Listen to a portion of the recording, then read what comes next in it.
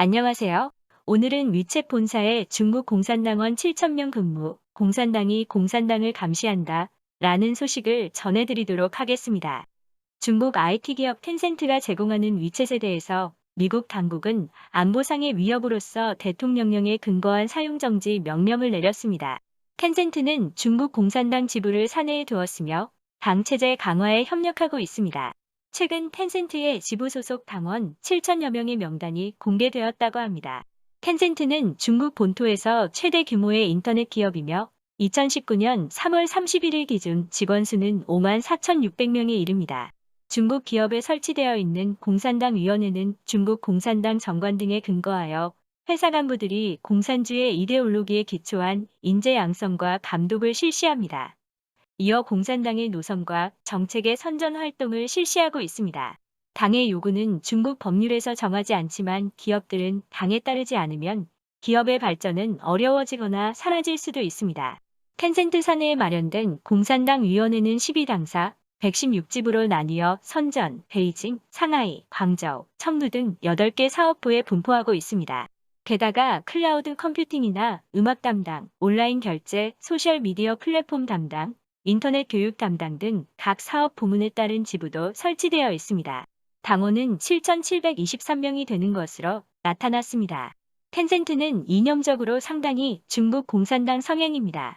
사우스 차이나 모닝포스트는 2018년 이 회사의 공산당 조직은 사내에 226개의 당 조직이 있으며 1만 962명의 당원이 있다고 밝힌 적이 있습니다. 사업에 있는 곳에 당의 조직과 당의 일이 있다며 책임자는 말하고 있습니다. 마와텅 최고 경영자는 적극적으로 중국 공산당에 대한 충성을 나타내고 있습니다.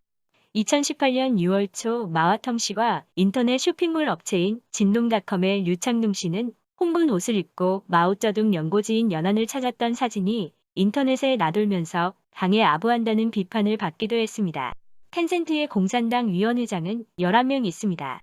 그중 한 명인 퍼리텐 씨는 이 회사의 상급 부총재로 법무행정, 안전관리 등을 담당하고 있습니다. 3명의 부서장은 회사의 정보보안관리, 인터넷 매체, 정보 관련 업무 등을 담당하는 간부입니다. 텐센트의 공산당 위원회는 인터넷 기업으로는 최초로 공산당 기관지인 등산을 창간합니다. 2016년에는 이곳에서 인터넷 기업 중 유일하게 전국 선진 기초당 조직에 선정되기도 했습니다. 또 텐센트는 국유 기업과 협력하여 당원들의 행동 감시를 가능하게 하는 시스템을 운영하고 있습니다. 기능으로는 텐센트를 사용하는 당원의 휴대전화 데이터를 수집하며 행동 감시나 정보 제어를 하고 있습니다. 이 시스템에 대한 설명은 중국 연합통신의 하남지사 내부 문건에 있습니다. 인터넷 신고의 수단은 그동안의 컴퓨터부터 스마트폰까지 확대하고 위챗 등 앱을 이용하도록 제한하고 있습니다. 텐센트는 이미 중국 공산당의 감시 체제의 일부입니다. 위챗상의 발언으로 체포 연행, 실형 판결이 내려진 예도 많이 있습니다. 중국에선 전자결제에서 개인과 조직과의 정보 교류까지 텐센트의 서비스가 생활에 필수적입니다. 블룸버그는 많은 서비스를 위챗에 집약했기 때문에 시민 감시가 용이하게 됐다고 보도하고 있습니다.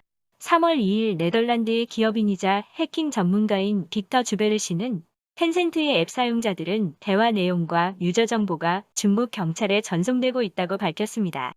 널리 알려진 예로는 2019년 말에 중공 바이러스에 대해서 위챗 그룹에서 우한 폐렴의 우려를 표명한 의사인 리월량 씨는 경찰 조사를 받고 반성문 작성을 강요당한 적도 있습니다. 이 의사는 결국 바이러스에 감염되어 사망했습니다. 법륜궁 각해 정보 사이트는 7월 30일 중국 내 법륜궁 학습자가 참여했던 위챗 그룹에서 300명 이상이 집에서 유괴되거나 사제를 몰수당하거나 하는 등의 박해가 발생했다고 전했습니다.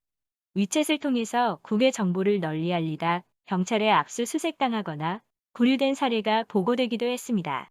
2017년 9월 세계 정세를 논의한 위챗 그룹 세계 팩트북의 대표인 류펑 페이 박사가 베이징 경찰에 체포되었습니다.